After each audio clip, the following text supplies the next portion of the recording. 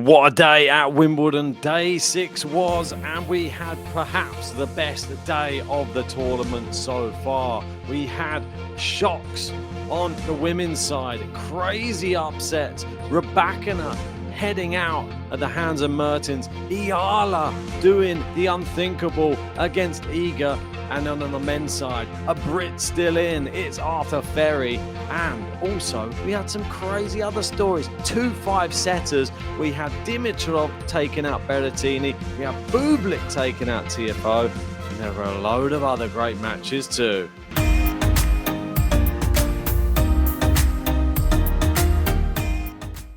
That's right. And if you haven't done so yet, give us a like and subscribe to the channel.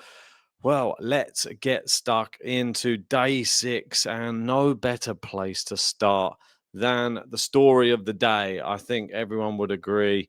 It was an incredible performance. We had Alexandra Eala, 21 years old, from the Philippines, stunning the reigning champion, Iga Swiatek, 7-6, 6-2, one of the biggest wins of her career and one of the biggest upsets I think we've seen at Wimbledon in quite a few years, but there's some people who didn't see it as an upset. Us here on the channel, we both picked Eala, and as unlikely as it may have seemed to some people, we know how good she's been on the grass.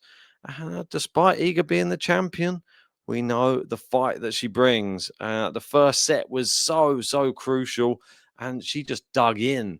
It was Iga, then it was her, then it was so tough to pick between them in that tie break, but she somehow just managed to edge out these big points and take her chances. Iga wasn't allowed to play, wasn't allowed to step inside the baseline, and Eala was the one hitting with the more power throughout, and she just was relentless, didn't give up, and then the second set just continued that same vein. As soon as Iga was down, it didn't look like she was going to come back into it, to be honest. So I just think it was just a brilliant performance, considering you're on one of the biggest stages in the world, on the main court against the champion. No nerves, wasn't lucky, and just genuinely outplayed Iga Swiatek. It makes history as well because Eala does become the first Filipino player to reach the 4th round of Wimbledon, and she's now looking like a genuine dark horse contender for the championships. I mean, I had her in my semi-finals of my bracket. People were calling me crazy before, but I said if she gets past Iga, then I think that she can get past all of the others in that part of the draw. It doesn't seem so implausible now, but the matches are still tough, and she will have a tough match in the next round. Jasmine Paolini is up next for her. This shot on screen, I'll describe it to you if you're just listening, is just showing that she never gives up on a point. Look at that. It looks like she's doing like a one-handed press up while getting the ball there, which is barely a foot off the ground, as she stretches there at 3-love up still, and juice, never giving up on any ball. I think just credit to her. Brilliant performance, and I can't wait to see her in the next round. And down that side of the draw, we were saying, oh, Iga, she's not going to be happy. Rybakina's in her half of the draw. Well, neither are in that half of the draw anymore, because Elise Mertens takes out the world number 2 and the 2022 champ Rybakina 7-6, 6-1, sort of similar to the Eala Iga, really. And that's a 17th Grand Slam second week, 14th career top 10 win, and a 4th in a Grand Slam. Yeah, she's a strange player, Mertens. When she puts it all together, she's very dangerous, but very seldom does. This one I didn't see coming at all. The Eala one, I thought it was going to happen. Mertens, didn't think she had a chance. So fair play to her. I didn't get to see this match, so I can't comment too much on it. For me, it's just a massive shock. I thought the Rybakina was going to walk it, and that's why I didn't really give it the time of day. I was more interested in what I thought would be more competitive in Eala versus Iga. So, still in on the women's as well, somebody else who's playing brilliantly this year, Marta Kostyuk, reaches back-to-back second weeks at slams after defeating Navarro, who was in top form coming in. This was 6-2, 4-6, 6-1. Brilliant performance, and awakes Kruger or Snegier in the next round. Brilliant play from Kostyuk. Yeah, really, really tough player to come up against right now. Not someone you want to be playing at all. And there's a load of them in there as well. This one I did actually get to see some of. It was Linda Noskova.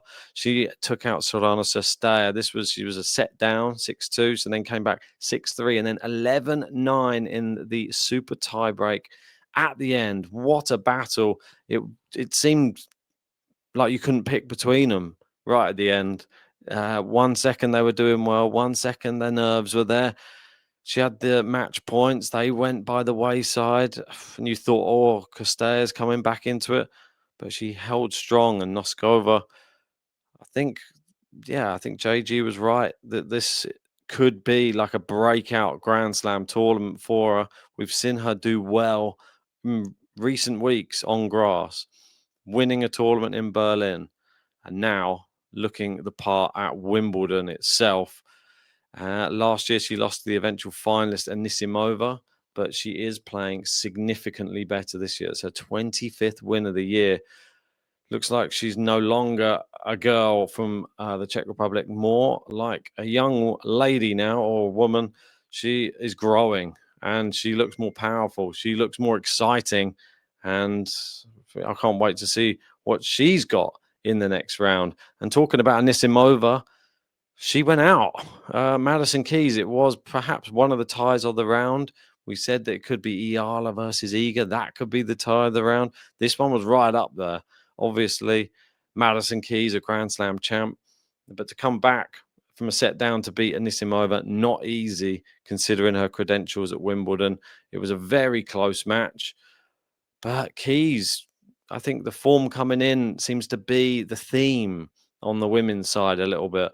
That just all these other players you didn't really see in great form, who we normally think are the grass court players to beat, they haven't been. And the players who are the ones to beat are the ones who came in after a lot of grass court tennis. So very, very well done to Madison Keys. And looking through the draw, I'm just going to bring it up on screen so that everybody can see. Just bear with me a sec. There we go. So if we just have a look down the draw, we can have a look at who they're all going to be playing next. So Sabalenka is up against Osaka in the fourth round. Incredible. Mukova Krejcikova, battle of the Czechs. That's brilliant as well. Pegula versus Jovic, battle of the Americans. Bencic Goff, brilliant as well. Kruger versus Kostyuk. So it was Kruger who went through against Snegier. Eala versus Paolini. Brilliant match. Noskova versus Keys. Fantastic match. And Boskova versus Mertens. Not one that I had on my bingo card, that's for sure. Pretty wild.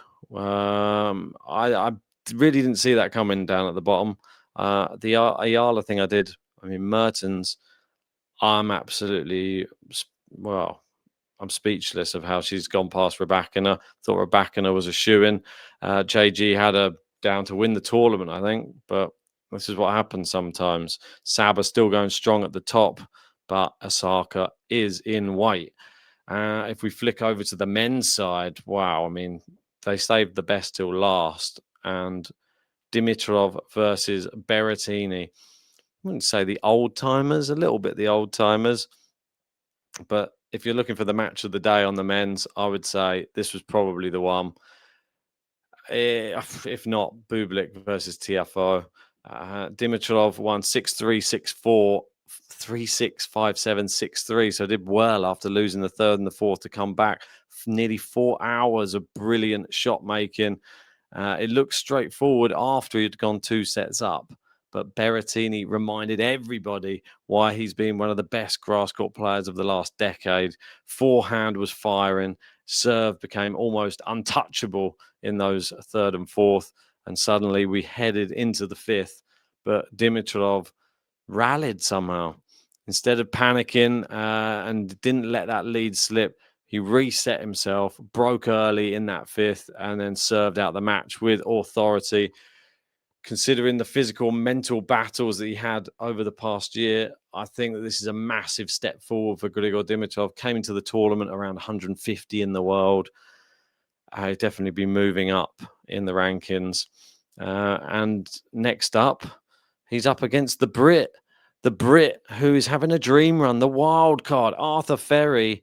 What a performance from him as well. He's beaten Zizou Bergs, and Zizou Bergs, who's been in fantastic run of form coming in. I don't think anybody saw this. The fairy tale, I call it. I like it. Very, very good. And he is now a top 100 player, up to 91st provisionally. Direct entry into the US Open. Wow, what a breakout moment for Arthur Ferry. This was unexpected, I would say, but well deserved. Anybody who can beat Zizou Bergs when he's in that type of form, I think you've got to give him his flowers, because, I mean, especially to do it in a super tiebreak. He was 2-1 down and won the final 2 sets in tiebreaks. 10-5 in that final set breaker. Underdog winner. Only him and Dimitrov on the men's side were underdog winners. And the only other one on the two on the women's were obviously Eala and Mertens. Kruger, a slight underdog. But yeah, well done to Ferry. Look forward to seeing him versus Dimitrov in the next round. And the last one of the day was Bublik versus Tiafoe. And Bublik somehow edged out Tiafoe in an incredible 5-set contest. The scoreline says it all. It was 6-4, 6-7, 6-7, 6-4, 6-3. Peak Bublik. Massive serves, ridiculous drop shots, unexpected winners. The underarm serve was in there as well. And some moments of absolute brilliance mixed with moments that make you wonder what is going on in that head of his. But when it mattered, he stayed aggressive, controlled aggression, and grass definitely looks to be his best surface, especially when his serve is popping. I think he's capable of beating almost anybody. We've seen him beat Yannick Sinner on the grass before. He's becoming one of the most dangerous floaters left in the men's draw, that's for sure. And I'm going to take a look at who he will be playing in the next round. And we could take a look at all of them, in fact, because there are going to be some tasty matchups. We've just mentioned Dimitrov versus Arthur Ferry. Well, there's even more to get your teeth stuck into. We've got Sinner versus Mokazuki. Well, we were talking about Sinner Hodar. Didn't happen. We were talking about Djokovic versus Fonseca. Didn't happen. Hubie Hurkacz versus Jan-Lennard Struff. I mean, Struff beat Medvedev. Medvedev's loss, very weird. Seemed to be in winning positions in all of the sets, and yet threw them all away. We got Felix, who's making his way through, not dropped a set yet. Perhaps one of the unspoken wonders of the tournament so far, up against Rybakina next, who also hasn't dropped a set. Someone's has got to go there. We've got Safiullin versus Djokovic. We got Dimonor versus Kaboli. I saw some of Kaboli earlier. He looked fantastic. Really knows how to close out a match. That's the one good thing about Kaboli. Beat Khachanov. Dimitrov, Ferry, and Fritz Bublik. Wow, that's a really good matchup. Fritz will be the favorite, that's for sure. But Bublik, if he plays like that, it's not going to be an easy day at the office for Fritz. We got Zverev, who made it through comfortably again against Marcos Giron. Lehechka beat Munar, who was in fantastic form. So Lehechka-Zverev is a very, very competitive one. But Zverev will be the favorite, that's for sure. But that's just a quick roundup of day 6. Tell me your favorite match of the day. Was it that Bublik one? Was it Dimitrov? Or did you love Eala? Was she the one who was doing it for you? Tell me in that comment section. And if you haven't done so yet, give us a like, subscribe, and we'll see you tomorrow for more.